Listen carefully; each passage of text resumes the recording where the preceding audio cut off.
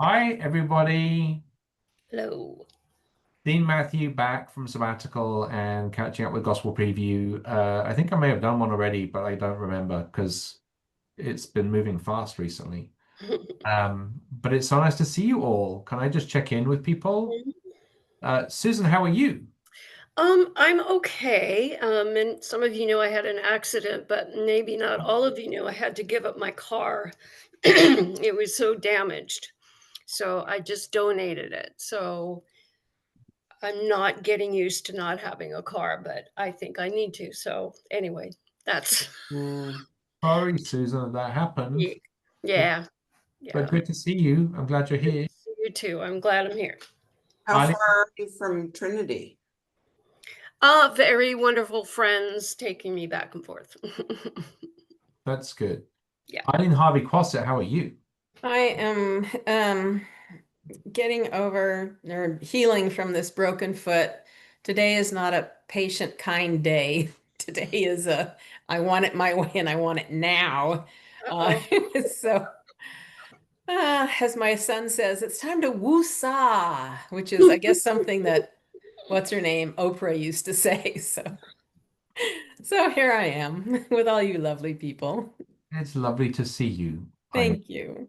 Um, Sheila, how are you? Hanging in there. Yeah, that's good. And Leta, how are you? Well, I don't know if I'm the only one that had this problem, but it took me over 10 minutes to get into the website for the cathedral, Oh and no, now everyone's frozen. Oh no. So I don't know if it's my computer or what, but I could not get into the website. I almost gave up. it seems to be So working there's okay.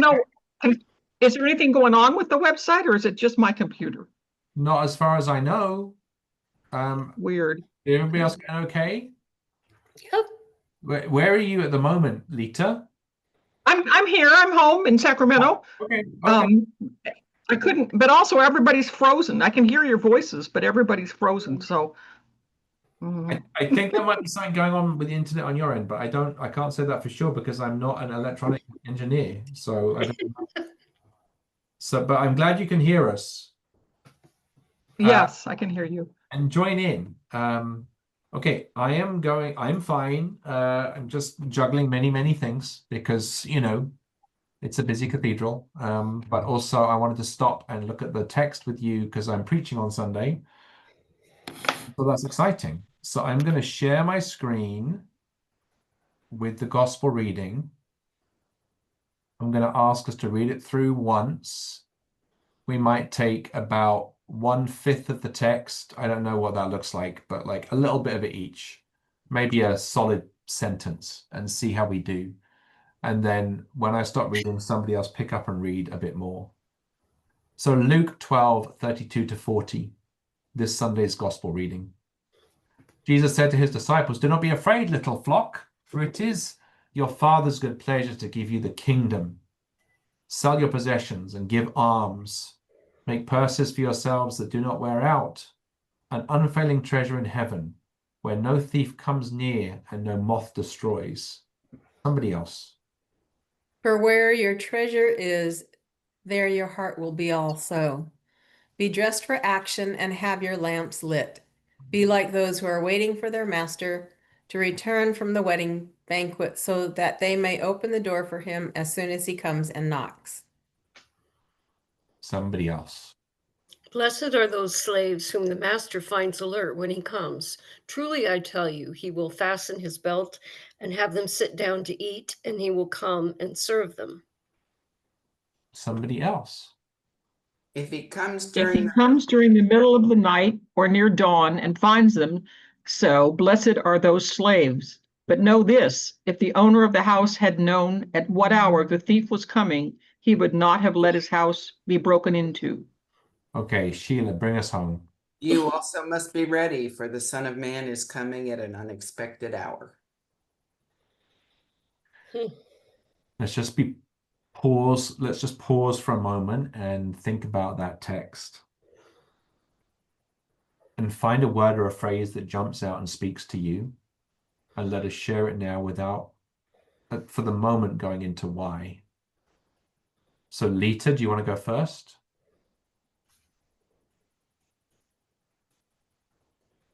You must be ready. Yeah. Sheila? Well, immediately no thief comes near and no moth destroys, but I'm a little more interested in give alms because I realize I have no clear idea what alms means. Okay. Thank you. Eileen? Make purses for yourselves that do not wear out. Yeah. Susan Hotchkiss? For where your treasure is, there your heart will be also. Yeah. I'm trying to think about what's really speaking to me, and I don't know what's speaking to me. I feel like if the owner of the house had known at what hour the thief was coming, he would not have let his house be broken into, which is layered for me. Hey, I'm going to read this one more time, and I'm going to ask you to think about two things, because I think this text is talking about two things. Alms are charitable gifts, Sheila. It's talking about money, which Alex talked about last Sunday in church, because the last gospel was the gospel before this gospel, and it was talking about money. And this is summarizing or like finishing that bit off. So money, what does this text say about money? And what does this text say about the end of the world as we know it? Because there's a little apocalyptic sense of it, you know, with some of the language about the master coming back and finding the servants alert or not alert, and the thief breaking in, and the Son of Man coming at an unexpected hour. What does it say about the end of the world as we know it? And I guess, how do money and the end of the world as we know it relate to each other? Is it okay? I'm not asking too much. But let me dive in and read this to you one more time, and close your eyes and just listen. Jesus said to his disciples, "Do not be afraid, little flock, for it is your Father's good pleasure to give you the kingdom. Sell your possessions and give alms. Make purses for yourselves that do not wear out, an unfailing treasure in heaven, where no thief comes near and no moth destroys. For your treasure is, there your heart will be also. Be dressed for action and have your lamps lit. Be like those who are waiting for their master to return from the wedding banquet, so that they may open the door for him as soon as he comes and knocks. Blessed are those slaves whom the master finds alert when he comes. Truly I tell you, he will fasten his belt and have them sit down to eat, and he will come and serve them. If he comes during the middle of the night or near dawn and finds them so, blessed are those slaves. But know this, if the owner of the house had known at what hour the thief was coming, he would not have let his house be broken into. You also must be ready, for the Son of Man is coming at an unexpected hour."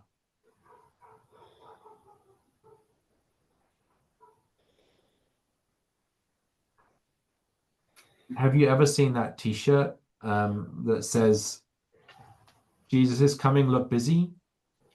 Yes. Have you seen that? I kind of feel that about this. Jesus is coming at some point, so look busy, like get on with stuff, like be doing something. Yeah. And I have to be honest and say, you know, from years gone by of like, you know, interpretations of scripture that are all about the end of the world, which I mentioned in my question about this, all of that fills me with anxiety and fear. And then what really struck me the second time I read this text is Jesus starts by saying, "Do not be afraid," which makes me realize that what he says next is not designed to make us afraid. It's designed to help us relax. And we've done some stuff to it that's made it like more anxiety inducing. So I'm fascinated by that, and I do not have an answer for you, except I do know that Jesus is saying, don't be afraid, it's going to be okay. But be dressed for action like you have your lamps lit. Yeah. Be dressed for action. Love that. And you must be ready. How is that not anxiety producing? Yeah. little bit. Yeah. Say more, Susan or Leta. I just that phrase struck me, be dressed for action and have your lamps lit. So that is, be vigilant, be always aware, be awake all the time. Yeah, that's a little that doesn't jive with just relax. Yeah. Yeah. Have you heard this other phrase?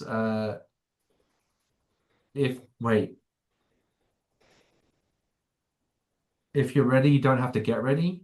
Mhm. Have you heard of that? No.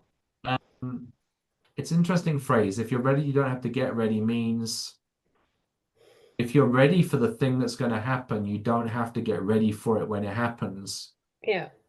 I have a little bit of a sense that this is Jesus saying that to us. Like, I think what he's saying is, don't worry about the end of the world or me coming or something occurring. Actually, just reflect on the fact that you should be living this way all the time. This is just the way to be. And he tells us what that is. He says, sell your possessions and give alms. Now that's a bit scary. Because in the previous paragraph, he was just talking about money, and he's saying, sell everything you have and give to people that need it. And we've got to unpack that a little bit. And I'm going to unpack that in two different ways, and I want somebody to jump all over what I'm about to say, and you can push back. One thing to say is that the early church actually did believe that they were living in apocalyptic times. They did believe that the end of the world was about to come, that Jesus was going to come back. And some interpretations of this text say, because the end of the world is about to come, you don't need resources. So sell all your possessions and give to the poor. And then Jesus didn't come back within one generation. The world didn't end. The world carried on. So another interpretation is, in the light of the fact that the world is going on, I don't necessarily need to live irresponsibly, but I should take stock of my relationship to my possessions. And I should live lightly in the world. I shouldn't consume more than I need. I shouldn't possess things to the detriment of others.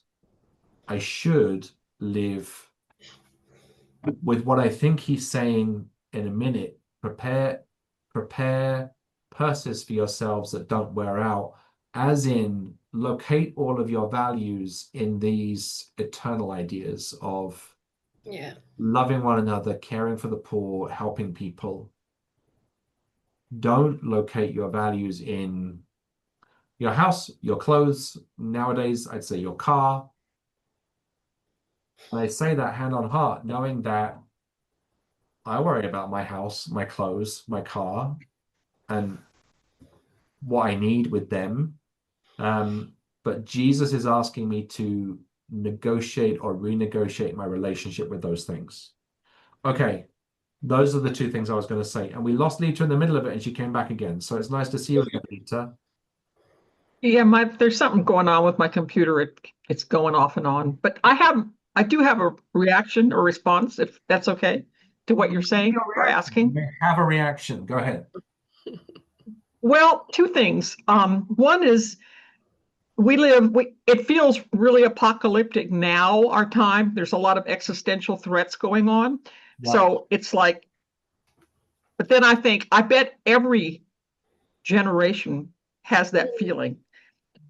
Although now it seems like, but this has got to be different. But that's probably always the case. The other thing is, when I read this about being ready and what you said about it reminded me of when I was a student, when I was in school, and I would always say, if I keep up with everything, do my studying, I don't have to ever cram for an exam. And I was good about that. I'm keeping up, not having to cram, not doing that. Don't procrastinate. but this is a lot harder. I mean, this is living my life in a very unselfish way, and it's scary. It's not the same as just preparing, for example, preparing for the future by saving money today.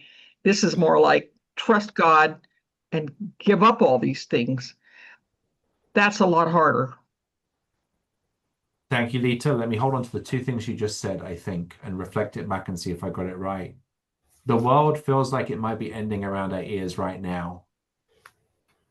And also, what this is asking us to do in preparation for meeting God is scary, like live unselfishly, which is, I think, your reinterpretation of sell all your possessions and give alms, I think, is what I'm hearing.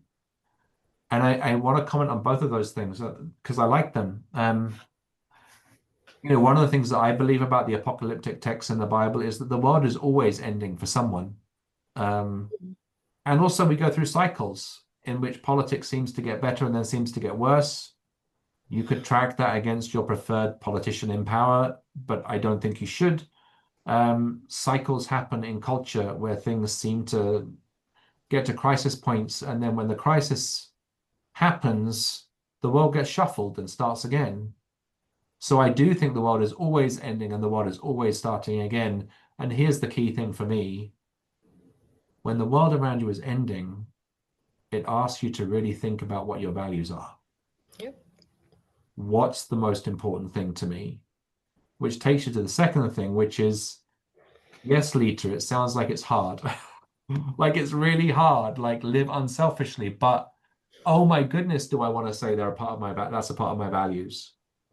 Do I, you know, it's hard, it's scary, but yes, Jesus challenged me to think that. I don't know exactly what that's going to mean in terms of how I manage my 401k, my investments, or, you know, my grocery shopping. But I should have it in front of me when I am writing checks to charity, when I am thinking about, do I need that Michelin-starred restaurant trip?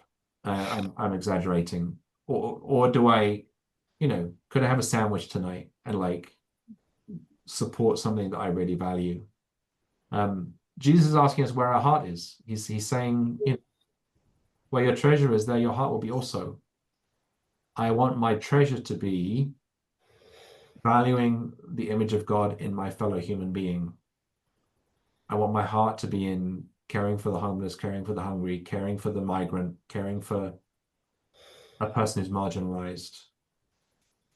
I want my actions to align around that and my money to follow. Sorry, I talked a lot then. And okay, so I'm going to talk a bit more because somebody once said, if you want to know what somebody's values are, show me their budget. And I'll stop and see if somebody else wants to comment. Thanks, Leta, for your comment. Susan or Eileen or Sheila. The idea of should be simple for people. There's 4 ways your treasure is, there your heart will be also. What's in your heart is your treasure, and that isn't money or, you know, that's your family, or as you have spoken about, helping other people, living as Jesus would have you do. Sometimes it's difficult when you don't have enough money to, you know, when you're concerned if you're going to have enough money to pay all the bills and that kind of stuff, which is a real thing, you know, unfortunately. But I've always liked that. Where your treasure is, there your heart will be also. And I wanted to say another thing about being ready, being prepared. I mean, we at the cathedral have many things in place in case something happens, right? Let's say there's a fire. Yeah. There are these lines written down. So nobody needs to really panic, and nobody, you know, because it's all written down. It's tried and true. We've practiced it. We've gone through it. So to have those things in your mind already is a good thing for living, so you don't have to panic if something happens. Thank you, Susan. Thank you. Anybody else? Eileen or Sheila?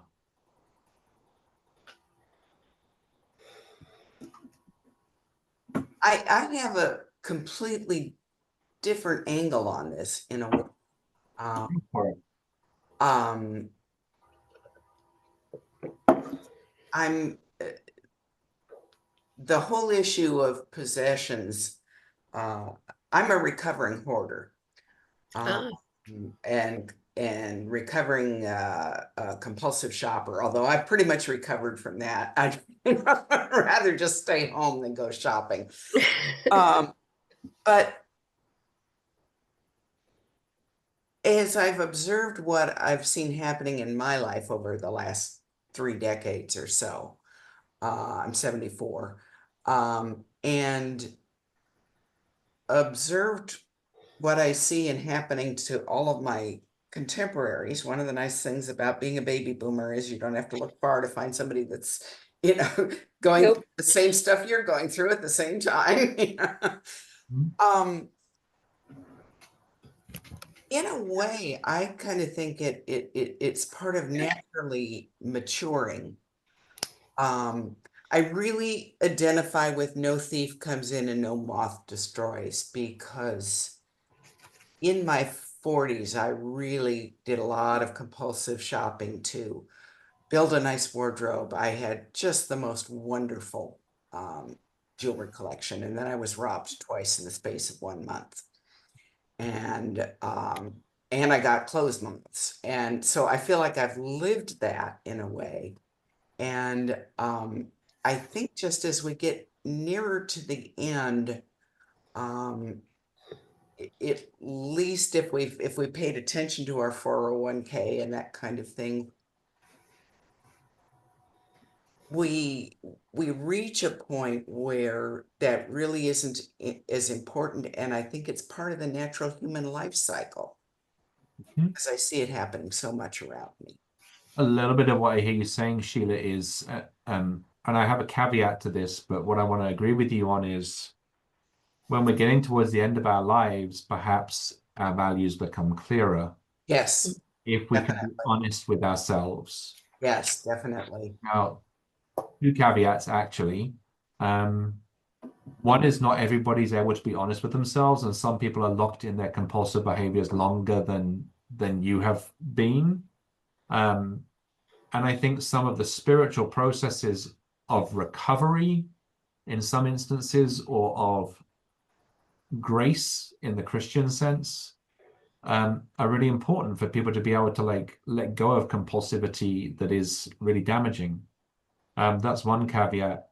The other caveat I want to add is that you did mention in the middle of that if we paid attention to our 401k, and by saying that you referenced the economic systems that we have set up in our culture to care for people.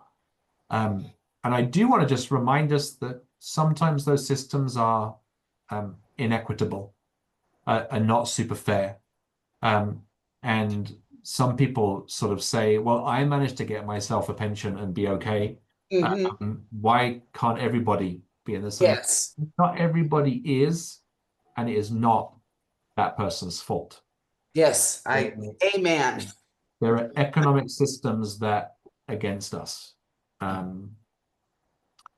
So I think in some ways, this kind of text in the Bible is not just asking us, it is absolutely asking us to look at our own private motivations. Where's my heart? Where's my treasure? Yes, that. But there is also an invitation to look at the economic systems that we've put in place that impoverish some people and enrich others. And that's when people start accusing Jesus of sounding like a socialist, which I'm not exactly saying. But I do think he is saying that the economic systems we all participate in do not align with the values of the kingdom. The values of the kingdom are something different than economics.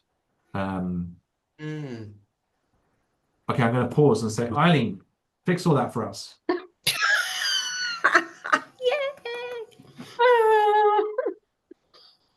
Well, I just, like the make purses for yourselves that do not wear out. So we make a space in our lives, in our hearts, in our minds that we identify that which in our life can't be taken from us. Mhm. And part of that is my Christian faith will never be taken from me.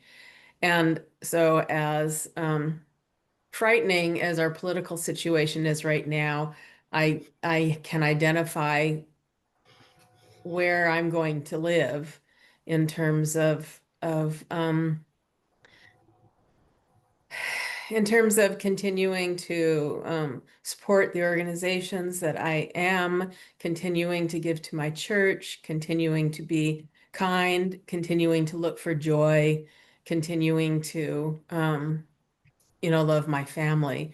And that's a purse that if the worst happened, if our whole economic system, crashed or whatever, I'm still going to have the things that I need I'm still going to have the things I need, the love, the kindness, the awareness, the faith, the grace that I'm going to be able to go on. Mhm. Mhm. I really appreciate that, Eileen. Thank you. I agree. Again, our values, our faith, is a treasure that cannot be taken, even if the economic system around us failed. And in some senses, I think that this text is saying that transcends death, even. Mm-hmm. That transcends life and death. Hmm. Those are eternal values. They are heavenly values. Even if everything goes away, even if our life ends, we still have those values, which is really impactful to me to think about. Anybody else want to make any other comments? I've got something I've got in mind about what Sheila said I want to loop back to, but let's see what anybody else has to say first. I would just add to Eileen's list community. Yeah. The community that we have, and I always say I don't know where I'd be without that community, and they're with me now, and it's a heavenly thing. Yeah. It is. Thank you. Yeah. What I was thinking about a little bit in terms of what Sheila said, Sheila, you hinted at this. You talked about being a compulsive shopper in your 40s. If I'm honest, I've been there. I know that. And I think, and I don't want to speak for you, Sheila, but I think that's a response to trauma. It's a response to pain in our lives. It's a desire to buy stuff for ourselves to make ourselves feel better, because actually at some point we don't feel that well about ourselves in our life. And again, I'm not speaking for you, Sheila. I'm just talking more broadly.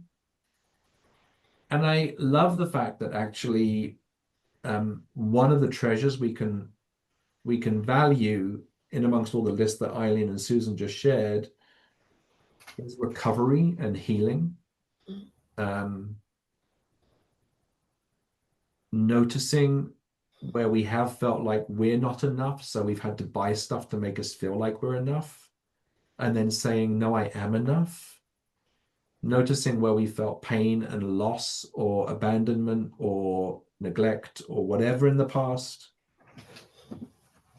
And one of the treasures that I think I possess is grief. Oh. It sounds like a strange thing to say, but I think my ability to grieve is a great gift. Yeah. Because sometimes I've grieved my losses, and as I grieve them, they get transformed by the alchemy of heaven into something precious. Oh. I can learn how to live with loss, and also I can learn that I was always enough, and I am enough, and I can be enough, and I have enough. And that takes time. And some people do it through 12-step groups, and some people do it through their Episcopal faith and their prayer life. But I think it's a great treasure to learn to experience the love of God in the midst of loss and grief. Yes. Does that make any sense? Does that sound weird and complicated?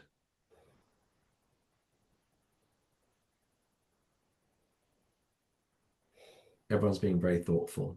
I get, I'm with you on almost everything except confused by your starting point in a way, I guess, because you talked about one of your gifts being the ability to grieve. And my reaction to that was kind of, well, we all grieve. Yeah. And so kind of why is that one of your special gifts? I'm not saying it's one of my special gifts. I'm Yeah. saying it could be everyone's special gift. But I'm also saying that many of us at various points in our life have had interrupted grief, have been able Okay. to feel loss. Yeah. I've not recognized that some of the losses we're grieving are the loss of what we wish we'd had in childhood, or what we wish we'd had in early adulthood, or what we wish we'd had in a relationship that didn't work. What we wish. Got it. Got it. And sometimes we don't give ourselves permission to grieve. Yeah. And sometimes our grief gets stuck. So yes, we've all experienced loss, and being able to be present with that has been something that's kind of transformative in my life. Got it. Totally got it now. Yeah. Leta. And I apologize if I go out. My internet connection's unstable and I keep going in and out. But I'm thinking about a conversation I had this morning.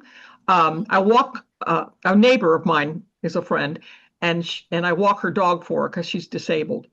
And this morning we were talking, and she gets very, very anxious. She is very anxious about the political situation in the world today. I mean, she's obsessing on it, and being homebound most of the time, I'm sure it's very difficult. And she's not a Christian. And we were talking about it, and I said, well, we may well lose this battle we're in, but it's kind of like what you were saying, Matthew, about, there's that world is always coming to an end. It's always an end and a new beginning. I said, we lose this battle, but that doesn't mean we shouldn't keep fighting for our values. And we were talking about it. I said, it's okay.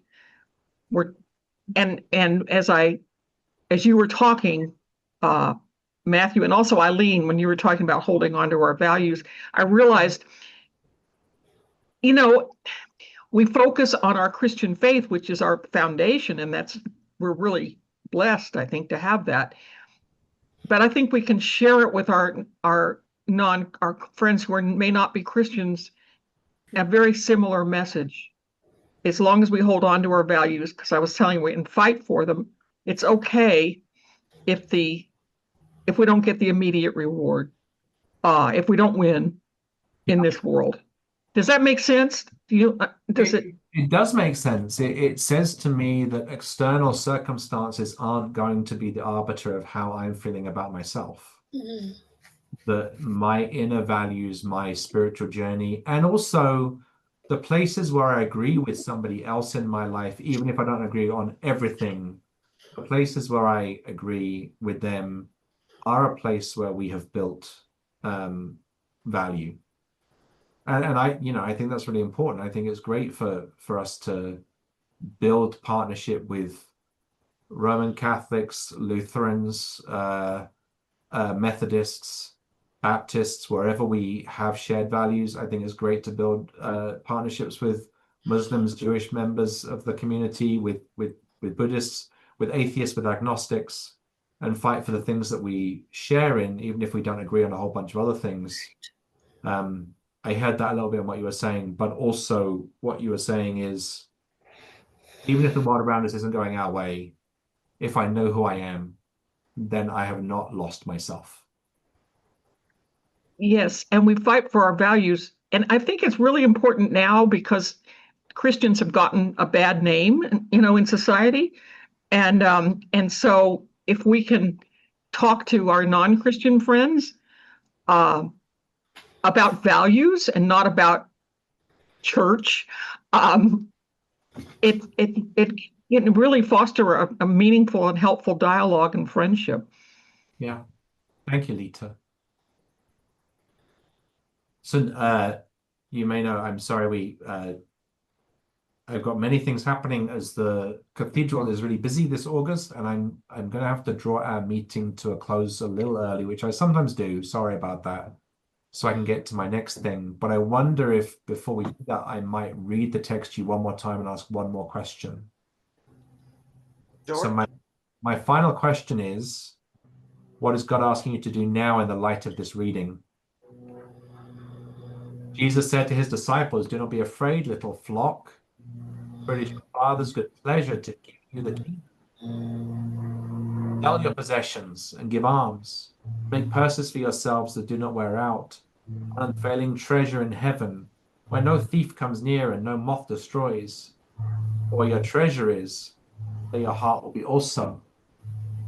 Be dressed for action and have your lamps lit. Be like those who are waiting for their master to return from the wedding banquet, so that they may open the door for him as soon as he comes and knocks.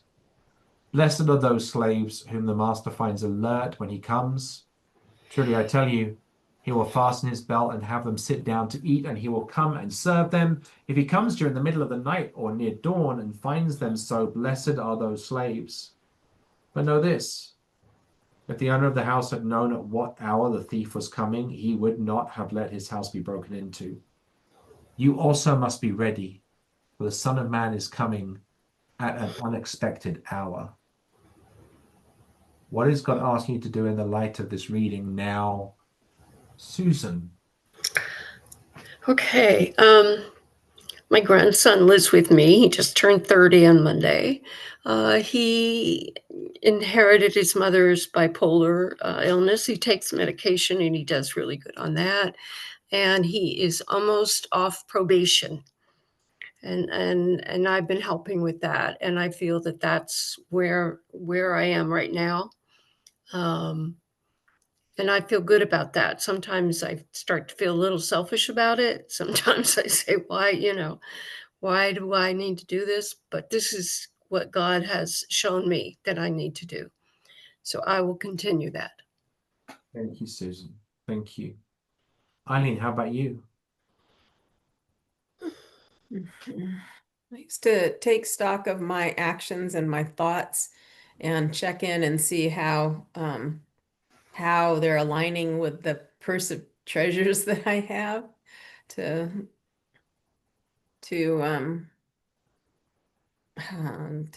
be peaceful, to be ready, to be able to serve others.